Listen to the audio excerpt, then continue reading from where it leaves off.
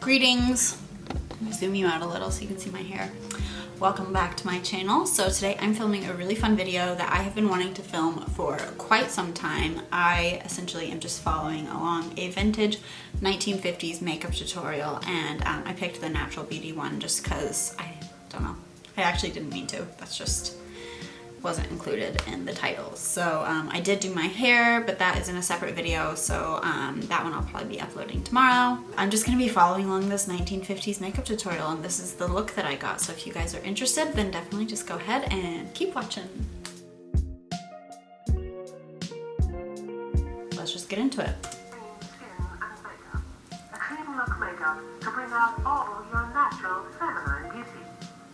Makeup is a study in itself. You want not only to know how, but when to use it.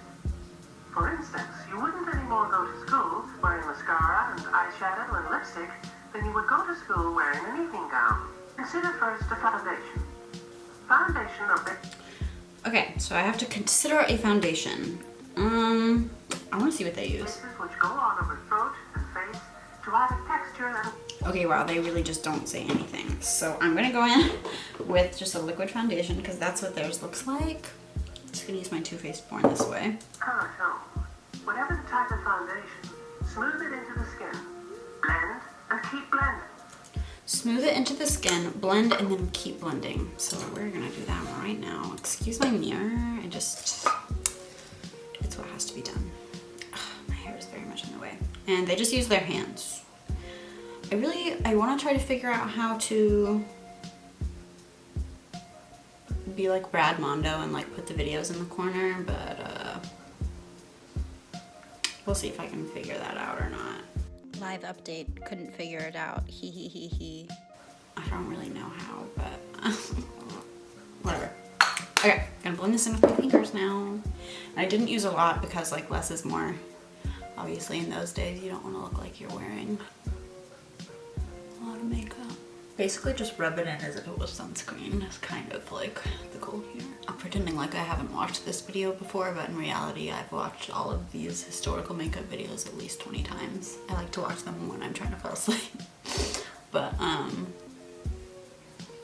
also just really love like the history of makeup. I think it's so interesting. I've read a lot of books on it. I've done a couple projects on it in school. And I just find it very interesting, especially like the Victorian era where like they just put lead all over their face. You know, my nose is so dry and gross. That was a fun time. Fun time indeed.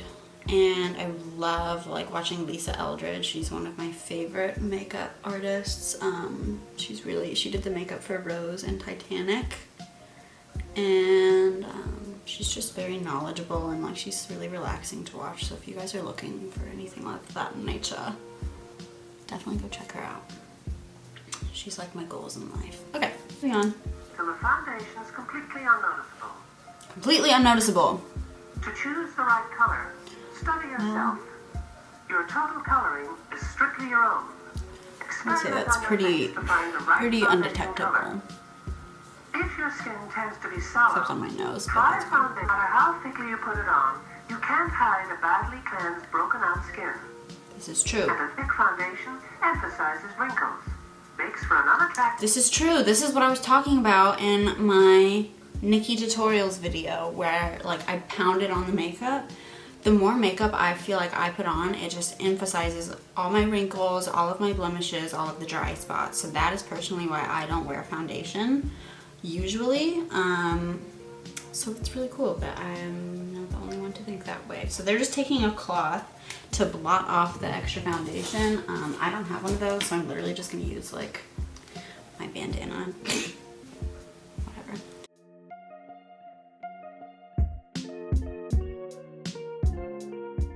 To the question of rouge. Rouge. Rouge is a tint, not a paint. Rouge is a tint. And blend it on, and slightly below the bone. Okay, so this is another thing. See, I gather, this is like where I get all my tips and tricks from, essentially, but I get a lot of information from these videos because they're just really educational and really fun, but also like I just love how it looks. So, and I forget which video it was, I was talking about how I like to take my blush and make it kind of go below my cheekbone right here to give you that, I used this picture, that kind of flushed, I've been running around look. I think that's just way more natural looking than, you know, the really heavily contoured, like, snatched line. So when I'm doing my everyday makeup, that's usually how I apply my blush or my rouge. So I'm gonna take actually old lipstick, because that is what they would do. Another fun tip and trick, and it's just the same as cream blush. I'm gonna use this little sample one from Double Dare. I just think this is a really pretty, I mean, the name is Double Dare, it's from Urban Decay. I'm falling apart today, guys. Anyways, I just think it's a really pretty pinkish red toned color, and I'm just gonna rub my finger on that and then use it as a blush. And it really helps to just use the warmth of your own fingers, because that's gonna blend better than any beauty blender will. Under your eye. Again, blend and keep blending. Upward. And you add sparkle. Rouge, unblended into the skin, used heavily, makes you look older. If it's noticeable, it's badly used. It's noticeable, it's badly used. With accenting eyebrow color. The eyebrow. We're doing eyebrows, I'm not there yet. Let me.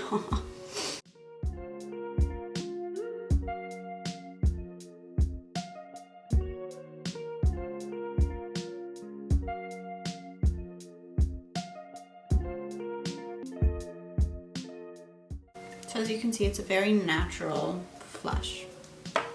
Now we're moving on to eyebrows, and they are using, I'm gonna go in with this retractable pencil. They're using a brush. I don't like using pomades because I find they just look too crazy on me. My already dark eyebrows, so let me zoom you guys in. Just accent a natural look. Sketch out the line of each hair in the direction in which the hair grows. So they're literally emulating microblading in this video, which I think is pretty cool. They're just basically drawing on the individual hairs. So that's what I'll kind of do really quick.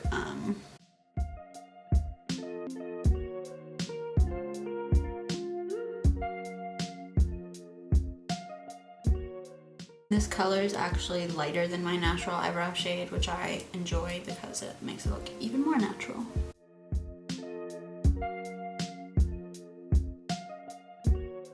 A strong brow was definitely a big thing in the 50s. Beginning with the line parallel with the corner of the eye, the ends are up with a dry, and then taking a small comb, turn down the tips of the hair. Okay, so we're gonna take a small comb and turn down the tips of the hair. I assumed they do that to kind of make them look more full, which is weird because we normally comb them up, I feel like, in this era of makeup. Eyeshadow is also an aid to eye beauty. Choose a color that brings out your own eye color. Blue for blue eyes. Using just a bit of the shadow on your finger, begin tracing a line as close to the lid. Okay, well, they don't say what color I should use for my eyes, but it's purple because that's the opposite color on the color wheel. So I'm just taking my Carly Bible palette and I'm going to use these two purple shades. My camera wasn't recording, so I already went in and used the lighter one, but I'm just going to go ahead and do a bit more with the darker purple in the outer crease. And just blend it out to the hairline as they state. I'm really mad that that wasn't recording, but it's fine. So as you can see, it gives the eye a really cool effect. It adds like kind of a shadow to everything from here out. So it really opens up the center of your face, which I appreciate.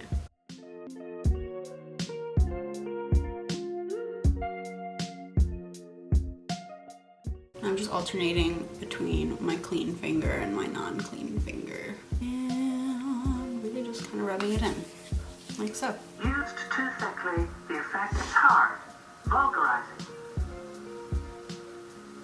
I don't know about all that. Okay, So they're talking about mascara, and if you use too much, it's vulgarizing. I wouldn't use that terminology. I would just say that it's a bit more of an intense look. So they're wiping it off on a cloth. That's what I'm doing, and I'm also going to be using a brown mascara and just applying that. Use tastefully. Use sparingly. Wipe the brush almost dry. Then Use tastefully and use sparingly. apply just on the top lashes only. And don't apply to the bottom lashes. I am a fan of not applying it to your bottom lashes if you're going for a natural look. I just think it's hard to make that look natural. Yeah. You don't want to see any clumps. You just basically want to coat your lashes, the tips, to make them look naturally darker. Like so.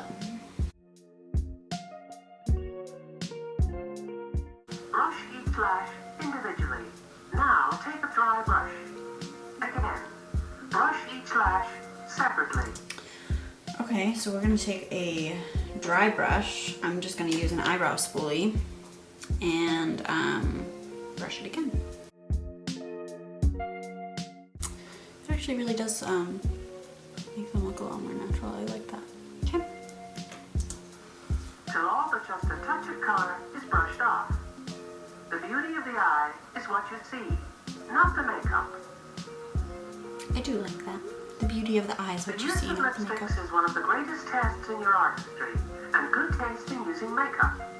For the cleanest, most natural line, use a brush. A little.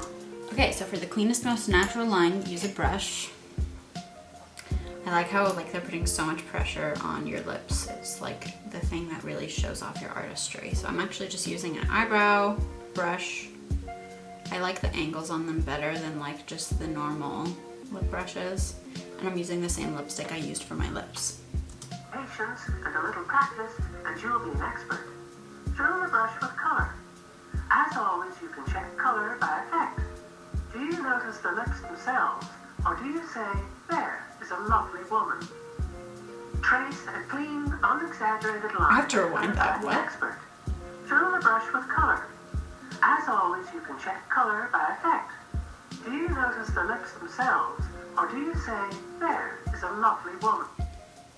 I don't know what the point is. Like, are you supposed to notice the lips, or are you supposed to notice the lovely woman? I think because this is a natural look, they're trying to say you should notice the woman and not like look directly and be like, oh, I like her lipstick color. So, okay.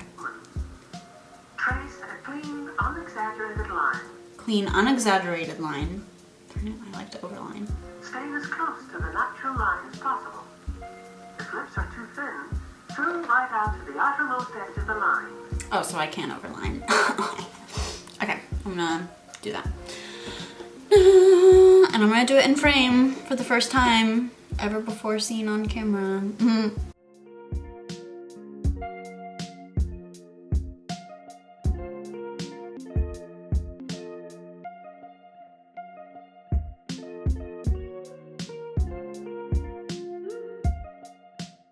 gonna tilt my mirror up a little bit, sorry guys.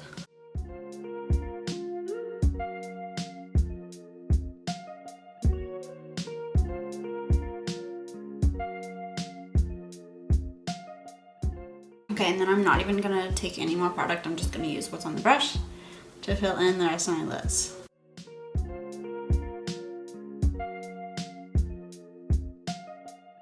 Moving on. Too full, stop within the line. Imagine having too full of lips. I don't really think that is a thing. Now this is important. Blot off all excess. Unblotted lipsticks are pasty looking. Blot off excess. Smooth, clean, natural look.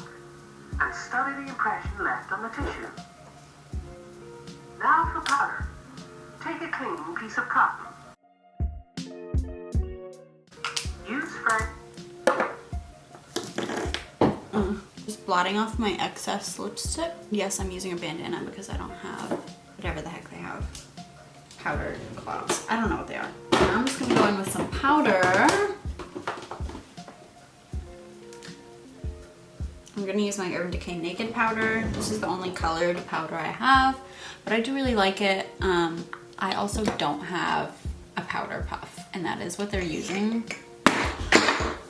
Oh my gosh.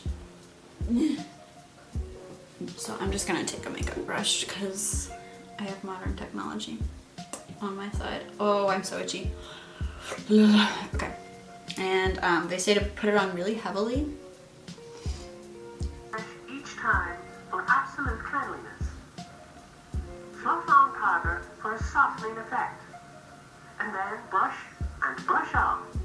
So essentially, like, they put on a ton and then pack it on more so, and then brush it away.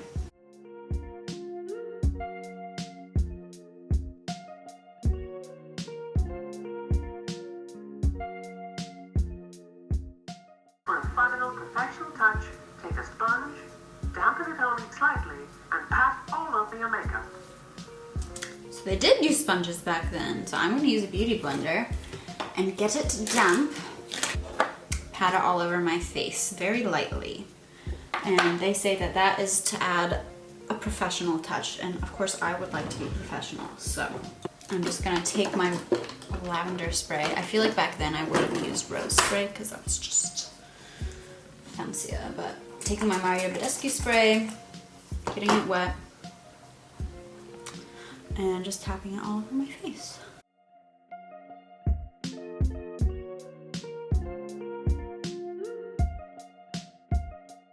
Your 1, 2, 3 beauty plan completed. My 1, 2, 3 beauty plan is complete, aka the video is complete. So here's the look. Let me take out my little clippy. If you guys want a tutorial on this hair, I will have it up soon. You guys have been requesting more hair tutorials, and now that my hair color is finally good, I will be doing a lot more of those. So I'm doing like a pin curl tutorial / holiday hairstyles video, and I'll have that link down below once I upload it. I'll probably upload that one tomorrow and this one today. So yeah, this one will come first, but this is the finished look. I really like it. I think it looks really classic and really clean, but very put together still, and I think that's kind of basically what we're trying to achieve in the 50s. And yeah, this is how it looks. So if you guys enjoyed this video, then go ahead and give it a big thumbs up, and be sure to hit that subscribe button down below and hit the bell so that you'll be notified every time I upload a new video, which is daily up until Christmas. And I will see you guys next time. Thanks for watching.